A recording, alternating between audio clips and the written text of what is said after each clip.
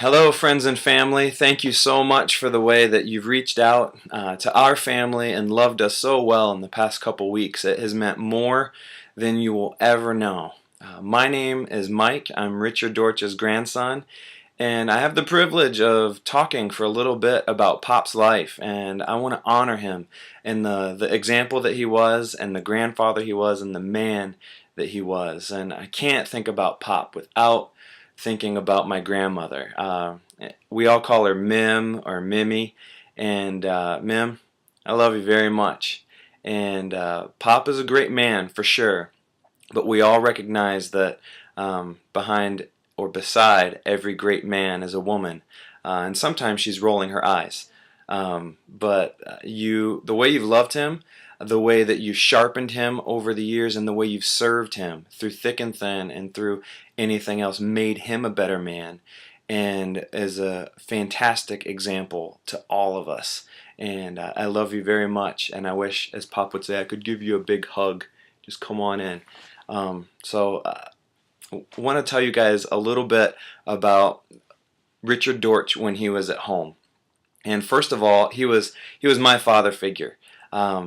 I was not able to have my biological father with me in the first part of my life, so in my childhood and growing up, even into my teen years, Richard Dortch was my father figure, and I'm sure a lot of people can say that, but I was lucky enough to hang out with him, and we had some really fun evening rituals. We'd play catch, and I'd hit the baseball around the house and tennis ball and break lamps and all that kind of stuff. But I loved, my favorite part of the night was when he'd turn on CNN, and I knew who Pat Buchanan was at a very early age, and then there was some other grumpy guy on there with him. And the TV would be blaring so loud, and he would read a newspaper and usually a book with that, and sometimes another TV. He was a ferocious learner, and he knew, in my mind, he knew everything about everything. So I'd fall asleep either on his chest or in his lap every night. So the smell of a newspaper just brings back so many wonderful memories of and the sound of a newspaper crackling reminds me of him. And as I was dozing off, he'd usually put the paper down, put the book down, and he'd just say, "Let me look at you." And he'd pick me up with what seemed like these massive hands, and he'd put his hands on my face, and he'd just look in my eyes and smile. He would beam, and I knew that I was loved, and that made a huge mark on my life, to always know that I was loved so much by my father. He even made up a middle name for me. My mom didn't name me Joseph, but he always called me Michael Joseph.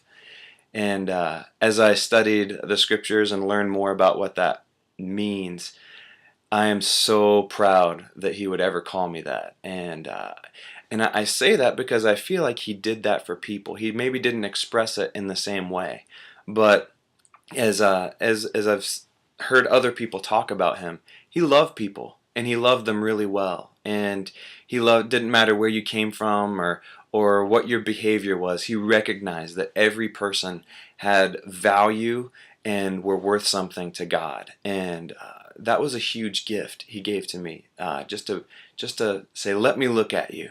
And then he'd scoop me up with those hands and then put me in bed. And every night he'd pray over me, "God, use him for your glory. Protect him. The steps of a righteous man are ordered of the Lord." And to have that blessing was a really, really big deal. And he didn't have to, but he made a big deal out of never breaking his promises. And he never did ever break his promises to me. Every time he promised something, he did it.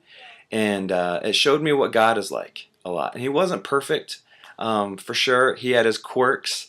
And back then, sometimes they would get on my nerves growing up with them, but now I'm really appreciative of them. And he was, so not only was he a father, but he was very authentic, and he shared his brokenness. He was very authentic and playful as well. I find a lot of people that have a strong relationship with God have a strong sense of who they are, and that makes them very playful. And he was so playful. He loved playing jokes. He loved pranks. He loved it when I would impersonate him. "We thunder to our children, don't you steal!" Yet we take things home from work that don't belong to us. And my impersonation's a little rusty, but one of his favorite pranks, especially if there was a bunch of pastors around or real fancy people, and we were eating at a table, he would grab a straw and take the wrapper off of it. And when no one was looking, he would shove the wrapper up his nose and then pull it out really long when people were looking. And I think most of us in our family have seen that and at some point rolled our eyes and said, "Oh no, what is he doing?"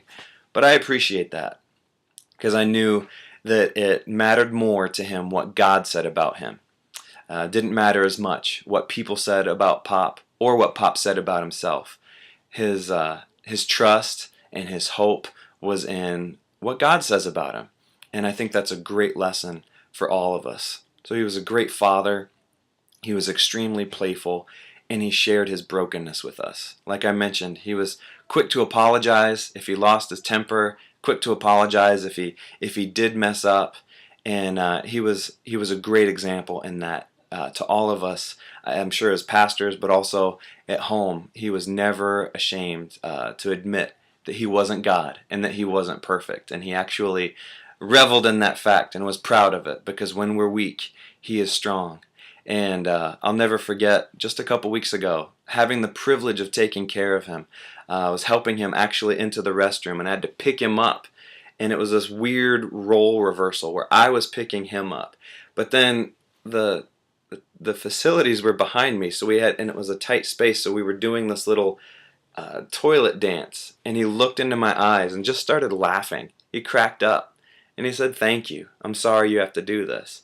But I appreciate it." And I don't say that to say anything good. I did. Pop gave me a gift, and he gave us all a gift in the last couple years of letting us take care of him in his brokenness.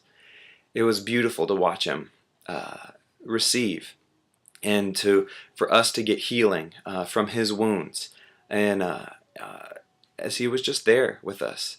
And one of the last things he ever said to me is about ministry and life was that he had done a lot of things, some good things, some things he wasn't proud of, but after everything said and done, he was most grateful for the relationships in his life, his friends and his family, and that's what he wanted most, and that's what he had most. And he was very grateful for that.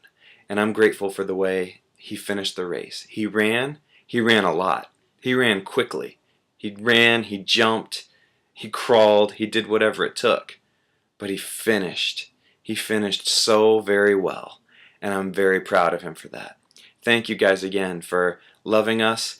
And God bless you very much for being here today.